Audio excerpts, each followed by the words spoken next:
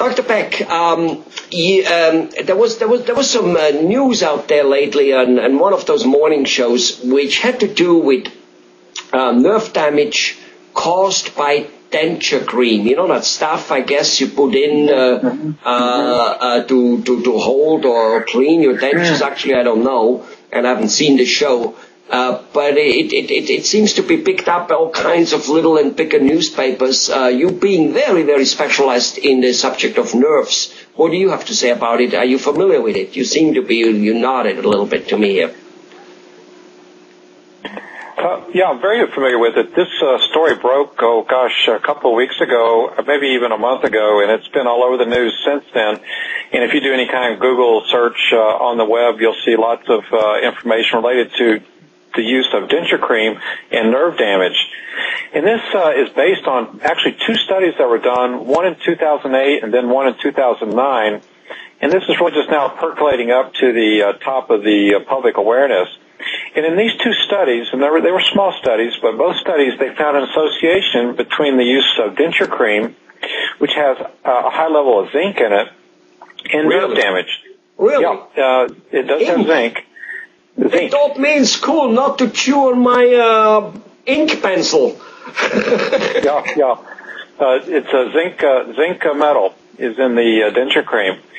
And what they found is that if you get too much zinc into your system, it causes your copper levels, another metal, to go down.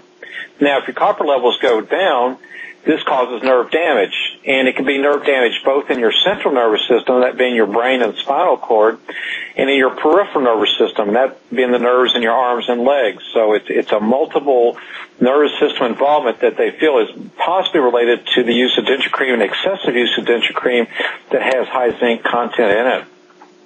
Wow. So first of all, when I said they didn't let me chew on my ink pencil, I understood you said ink, but you said zinc. No. Zinc. Yeah. Zinc. Okay. With a C like zebra. All right. I got it. Now, what you just said? So fine. So the denture based creates nerve problems. Number one, what kind of nerve problems? Mm-hmm. And so what should people who need no more dentures, only implants, is that the solution, or what's the deal there? Well, I don't think people should stop using denture cream right away. I mean, these studies were both small, and they don't really prove that denture cream causes nerve damage. What they found, there's an association between the use of denture cream and nerve damage. In other words, the people that had the nerve damage were found to have used a lot of denture cream. But that being said, if you do use a lot of denture cream and you start having problems, you really need to get it checked out. And this is what I want to emphasize to people. When in doubt, check it out. If you're having problems like numbness, tingling, burning in your hands or feet, or unexplained weakness, difficulty walking, difficulty getting up and down out of a chair, you need to go see a doctor and get nerve testing and possibly an MRI scan to see if you have any kind of nerve damage, which may be related to the use of this denture cream. I see. Okay. Well, maybe if this bears out to be, I have heard from many dentists these days that even dentures, you can do them with a couple, 2, 3 implants, and then they don't sit and get glued to the gum anymore. So I think, at least, and perhaps I think the denture cream actually can be eliminated, while yet the denture is way more fixed, stable, and not pushing at the gum, and which is probably why you use the cream to soften the impact, almost like a Nike shoe, I guess. You soften the impact. And again, that's just my made-up thing. But I'll check this out with dentists and let the information flow through to them. Not that they probably haven't heard by now about it, because it has struck a chord, most likely, it looks like. But so what you say is get it checked out, see whether the nerves are okay. So if you have numbness in the leg, the hand, the feet, and at the same time for quite a while already you're using denture cream, check it out. It may not be anything, check it out. However, numbness in the feet, in the legs, in the extremities, simply isn't a good thing even at age of 80. It isn't necessarily normal. It should be at least addressed. Can it be totally fixed and avoided? But it can be diminished. So overall you have it longer, because numbness means your circulation in that area isn't anymore strong enough. Things are blocked somehow. And a good test can, with the appropriate treatment, then unblock those things and make overall your lifestyle better, I suppose, and most likely longer, because, I mean, it only takes so long till you die from here to here, and all of a sudden you become numbing all over the goddamn body. Yeah, well, the numbness or tingling usually is a sign of nerve damage. So whatever the cause of the nerve damage, you need to go find out what it is and what's causing it. So a person whose hands fall asleep, let's say almost every night, would that be a sign to do something? Not necessarily to with the denture thing, but just he has a numbness, obviously, right? A tingling. That's what you get when they fall asleep. He sits at his desk, and not just sometimes when he crosses his legs wrong way, but frequently, once or twice a day, he gets numb. Should he do something about it? Yeah, a lot of people think this is a circulation problem, but anytime you have numbness or tingling, it's a nerve problem. And when you have a nerve problem, you want to find out what is going on before that nerve damage becomes irreversible. I see. So what you're saying is here, a tingling and numbness in the fingers and in the feet and then falling asleep. Is that part of it? Is that the same thing? Is not a circulation problem. Yeah, exactly. I just called it a circulation problem a minute ago, but it's not. No, it's caused by a nerve problem. Something's happening to the nerve to shut off the sensation to your brain. So you need to find out what's causing it and what's happening to the nerve to make your hands get numb, tingly, and weak. What are some of the causes sometimes? Well, hands falling asleep at night, carpal tunnel is really common. When I see people that their feet fall asleep when they cross their legs, sometimes you're pressing the nerve in your knees that's causing nerve injury or embarrassment going to the foot. Sometimes you can get pinched nerves in your hip muscles, so from tight muscles on the sciatic nerve. So there can be a variety of reasons why it occurs, and the only way to really sort that out or figure out what's going on is to come in, have a good physical examination, and do nerve testing.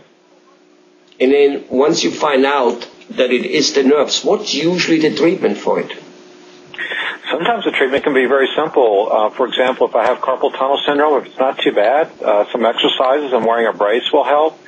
Sometimes if you have a pinched sciatic nerve in the hip, some very simple stretching exercises will fix the problem. So it doesn't necessarily mean you're going to have to rush off and have emergency surgery or undergo painful injections.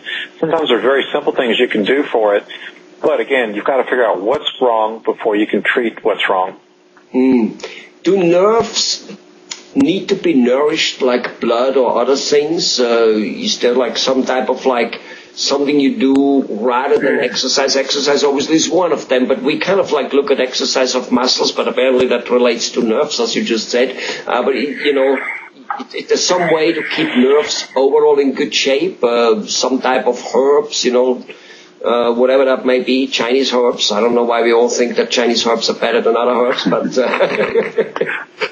they're exotic, right? Right. I think the one best thing you can do to keep your nerves healthy is keep good control of your glucose if you're a diabetic, keep your lipid levels down if you have cholesterol problems, and then make sure and take probably a daily vitamin to make sure you get adequate amounts of vitamin B6 and B12 and things like that, to make sure that the nutrients, like I said, the feeding block or building blocks for the nerves is present so they can regenerate themselves and stay healthy. Now, back up to one of your other questions, the nervous system is very dependent on having adequate blood supply. And so if you have blood vessel damage like you see in diabetes, then it can cause the nerve to die. So you want to really make sure you keep those vessels in good health. Not smoking, keeping your cholesterol down is one great way to do that. So, okay, while a tingling does come from the nerve damage at the same token can be triggered by not enough blood supply, which could be a circulation problem to a certain degree. That's correct. It's very interlinked, I would say. Huh? Yeah. Incredible. Now, I personally, tell me, shed some light on it. I personally relatively regularly, and again, because I'm basically a lazy, kind of sloppy guy, it looks like, only do things when I need and want them. But I do drink I eat vitamins by the truckloads. I drown myself in those things. And I change them around and do all kinds of things. I try something new all the time. But one of the things I do relatively regularly is I drink magnesium. Put it in hot water, and drink it. And frankly, I do that. I sleep better. I get less cramps. If I go skiing and I do it before and after, I seem to be feeling a great difference how fast my muscle pain is going away. Now, am I now talking something totally different, muscle versus nerves or whatever? But anyway, can you tell me something about it? Why it works? Well, nerves and muscles both require I call micronutrients, small amounts of different metals. We talked about what happens if the copper level goes down. It can cause nerve damage in your system.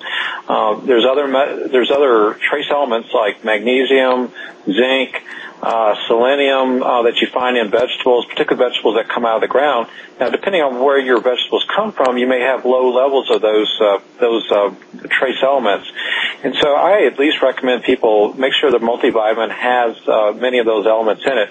For example, if I don't eat fish and don't eat iodized salt, I need to get some type of source of iodine, which is another metal, into my system. Otherwise, I get a big goiter in my neck and can have all kinds of problems. So I think it's very important. Now, there's a lot of debate about how much of those things you should take. But I think, the quantity, at least in a multivitamin, is certainly reasonable and can help ward off potential problems in the future. Okay. All right. And what about the magnesium in specific? Yeah, and magnesium is just like a lot of the other ones. You have to have it. And one of the things I check with people who have muscle cramps is I specifically do blood levels of their magnesium and see where it's at, because it certainly is critical for healthy muscle function. Okay. So it's kind of, my answer was like, is it more going towards the nerves or the muscle? But it seems to be, because I'm now confused which one is the nerve and the muscle, but apparently, so that's more kind of towards the muscle. And that makes sense, because as I said, when I go skiing and I know I'm going to have a little muscle like next day, if I do the magnesium, I'm better off.